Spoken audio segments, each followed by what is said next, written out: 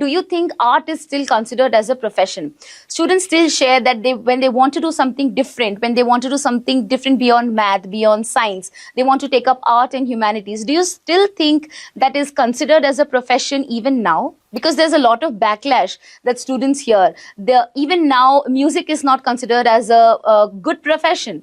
Even now, art is not considered as a good profession. So what do you have to say about it? Yes. See, that will be there after 10 years also. Even when you become parent and you have a kid also, you also wanted a safer career for your kid, where there are more opportunities. But how do you convince? That's the most important thing that we have to tell. What is the antidote to it? Right. Number one, we have to tell them, rather than telling them, proving them with it as a side hustle, which can take the role of the main one. So let's say if I want to be a podcaster, it is ambitious. Okay, I'm a chirpy talker, I can be a podcaster. But you start your channel and grow its subscribers subtly, and then tell your parents, if without doing it as a side hustle only, if I can do this much and earn this much or get recognition this much, what will happen if I do it for the full time? And tell them that 12 months I will try or 18 months I'll try. If it works out, it has to work out in the next 18 months. Otherwise, I'll come back to the path which you have told. That's a better way of negotiation rather than being adamant and losing time. So always tell, like, negotiate with time. Saying that 18 months may try karunga. Nahi hua to again I'll come back to this. At least they'll give a try. Number one, that's if you're not strong, don't try to choose all these things. Just succumb to it and sulk all your life. But point is, if you are strong, if you're not able to convince your own blood-related parents, how can you convince a stranger to sell your product? If your convincing skills are not at your home, what will you convince someone else? So you need to convince your own people. If they don't believe you, why will a stranger believe you? A lot of people, I keep doing that social service day in, day out.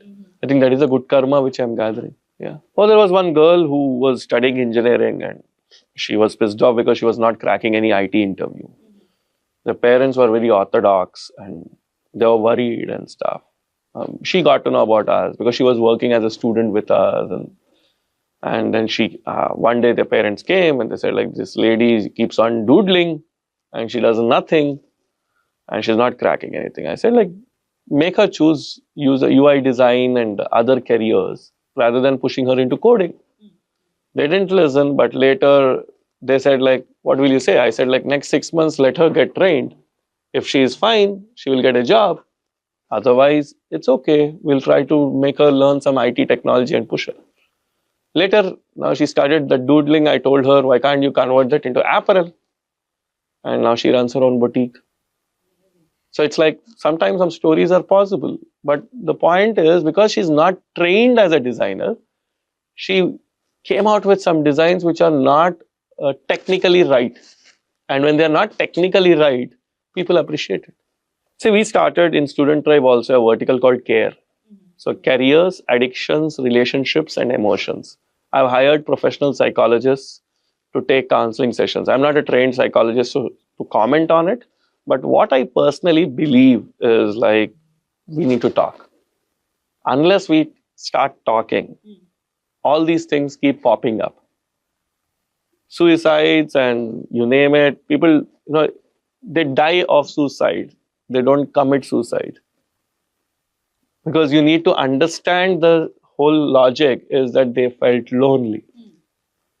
They don't have anyone to listen or talk, to resort to such step or a grave step.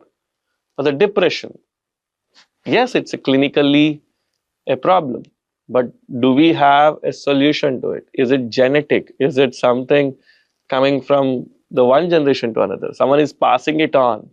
What are the traumas that they have? What are the childhood traumas that they have? So they have to vent it out. So again, I'm circling back because we are ending the interview. I'm circling back to the starting thing. Are you listening? When you listen, all these things are easy to solve. So you name, like, okay, fine, depression is not at just a young age. Maybe someone at relationship level, someone after marriage, someone after pregnancy. Who knows? At every stage, we have to face this. But are we telling them that it's okay and you're not the only one who is going through that? So a lot of others are also going through that. So they need to find a resort.